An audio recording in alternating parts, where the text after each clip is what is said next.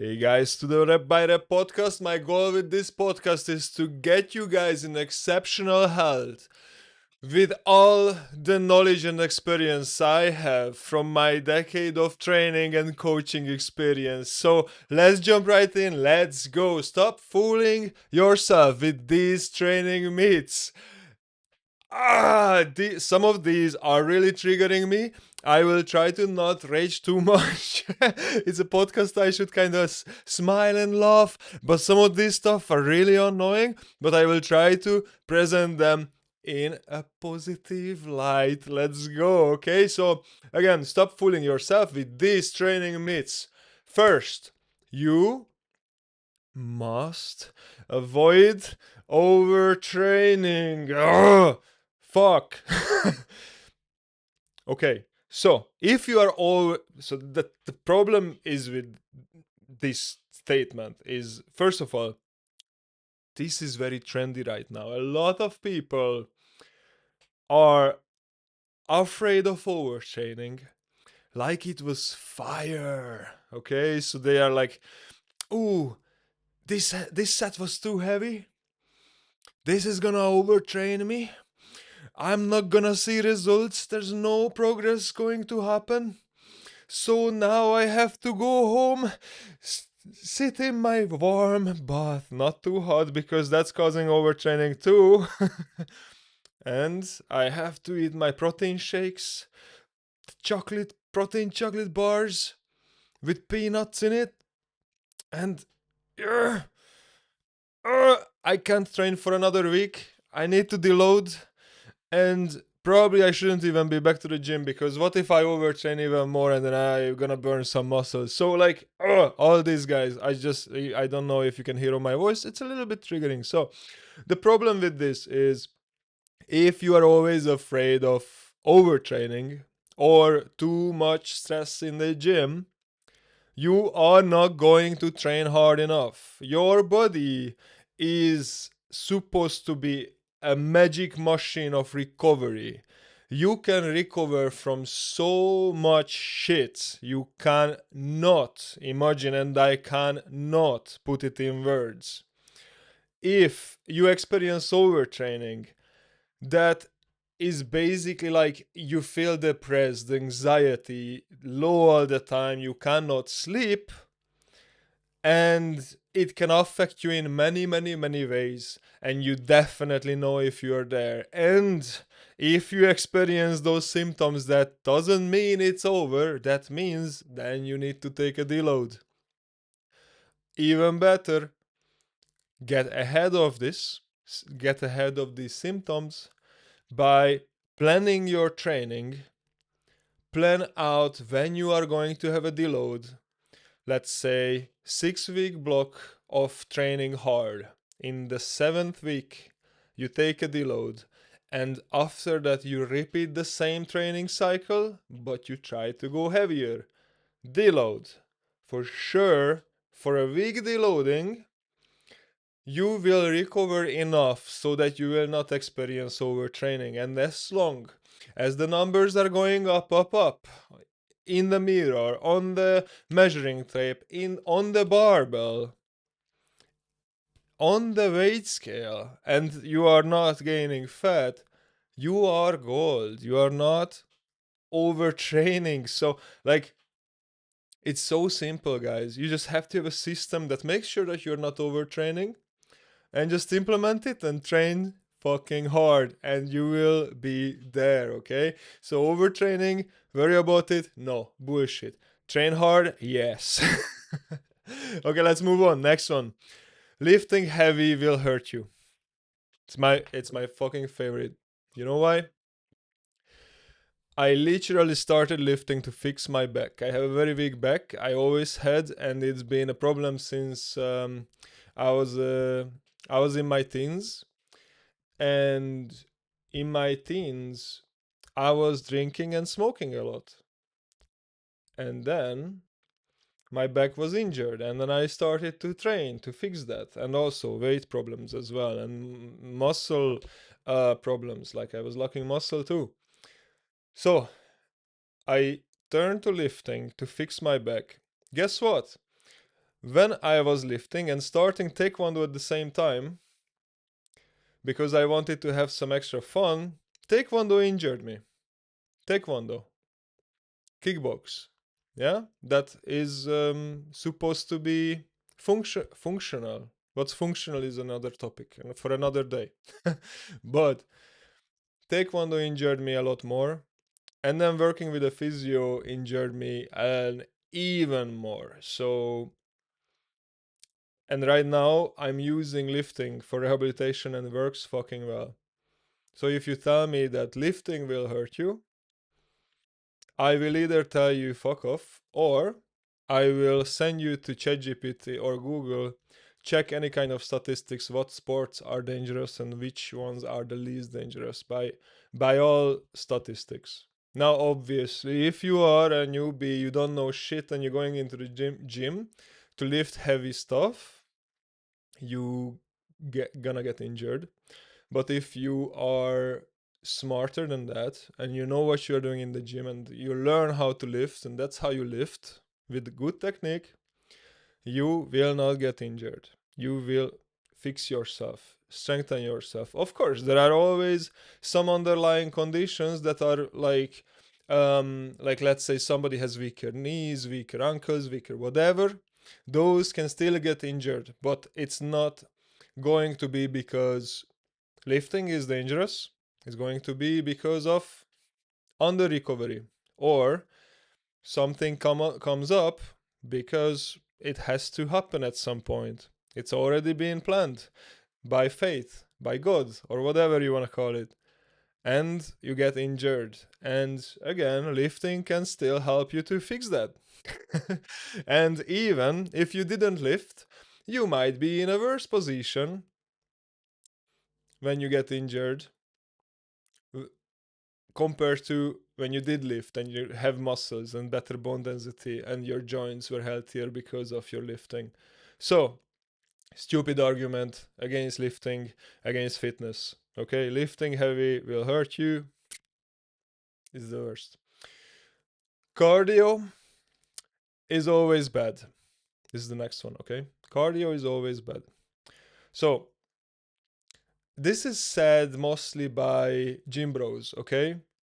And I like to hate on cardio a lot, which yeah, I 100% I won't deny that. I'm not a big fan of cardio by no means. But to say that it's not good for you is just pure stupid.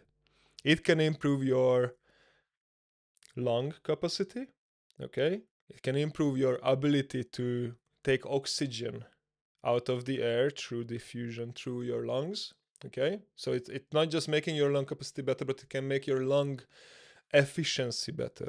It can make your heart efficiency better. It can help you to be in a calorie deficit without eating less. Okay, now it's not supposed to be your main strategy to reduce your calorie balance into negative state, but it can help you. It can help with a lot of things. It can reduce your cholesterol levels if you are obese and you are about to lose weight, you are on a diet, fine, but your cholesterol might be still high, and this can help you with it. Cardio can help you with it. So cardio by no means is unhealthy, is not always bad. Yes, it breaks down muscle tissue, it can, and it likely will, but you don't have to overdo it. You want to stimulate your muscles enough with your lifting so that the cardio will not do much damage. Okay? So that's that. It wasn't that triggering. Let's move to the next one. You should always train with perfect form. Now you might thinking, oh János, you are a coach. Are you going to roast people now who are technique freaks? Yes and no. In a way, yes. Lifting with always perfect technique by evidence doesn't yield the same results than if you were using heavy enough weight or high enough intensity or high enough volume so that your technique breaks down a little. Okay, so technique breakdown is completely fine when you are having very, very high effort sets. Your technique has to break down, and that's completely fine. It's not going to ruin you until you are familiar with the rules. You know how to lift, you know what is good technique, you know how to control your body. You will be surprised. um, Many would think that if you're deadlifting, your back has to be perfectly straight. Even like you have to use a liner. A friend has to stand there with a liner, or what is it called, or like whatever, like a straight object to double check if your back is perfectly straight. But in reality, the neutral spine is not essentially exactly straight or arched, okay? It can have some curve in it while it's being engaged. And that is perfectly okay. Same with the knees, it can cave in a little bit on the way up of the squat. Not going to give you much problems. But if you're always focusing on perfect form and you are always staying away from heavy weights that are breaking down your form, you're just not going to put your body under enough stress that there will be enough stimuli to change anything. Your body will not recognize it as something it needs to adapt to. So you have to use intensity that is breaking down your technique to some degree, especially on the last sets. Okay, this is kind of similar for the first point.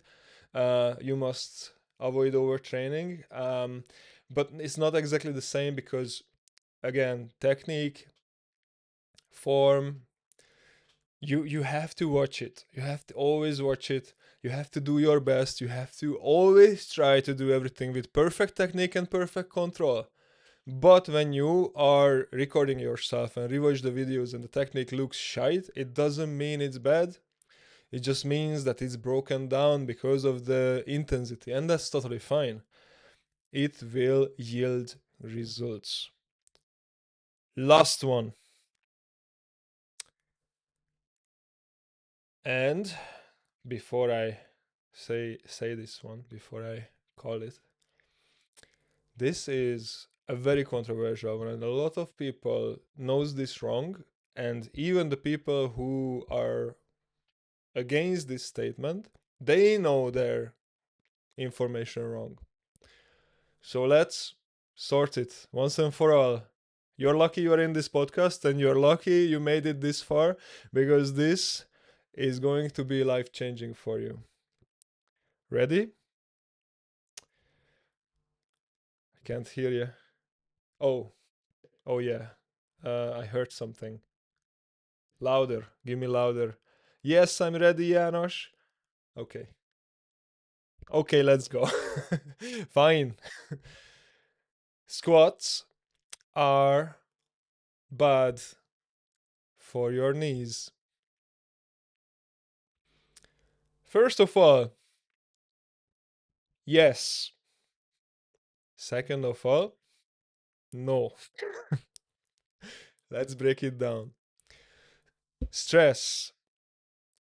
Stress is not always bad. Yes, squats are causing a lot of stress for your knees, but yes, you can recover from the stress, and yes, that can make your knees stronger. To put it simply, this is the situation. It can damage your knee.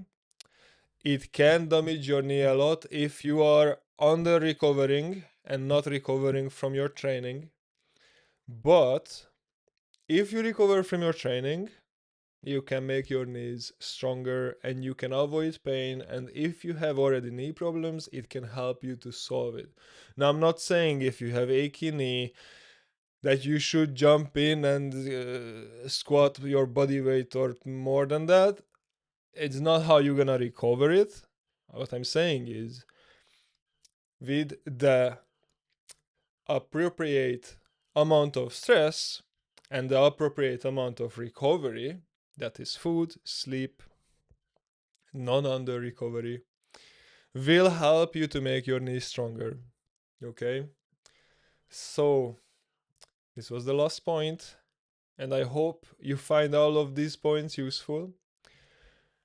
But now, quickly, let's rate them. I just want to place them in first, second, third, fourth, fifth place. Which is the biggest one? Which is the most triggering? And which is the least? Okay, so let's start with five. Let's see. Lifting heavy will hurt you. Okay, let's read them randomly, and I will place them in the right order. So lifting will hurt you. Okay, this I hate this one a lot. Cardio always bad. Okay, if you don't do cardio, it will not kill you. That is the fifth. Let's look for the fourth. You should always train with perfect form. Squats. Okay, for fourth place, squats are bad for your knees, in my opinion. Please, if you don't agree with my order, comments. Third one, you should always train with perfect form. I think it's a perfect one for third place. And we are left with you must avoid overtraining and lifting heavy will hurt you. You know what? I let you guys decide which one is first, which one is second. Drop it in the comments. And I hope to see you in the next podcast episode. And please, if you liked it, make sure to share it with your friends so I can grow, so they can grow, so we can grow. And yeah, let's help people out there, help more people. So, thank you again and have an amazing day. See ya.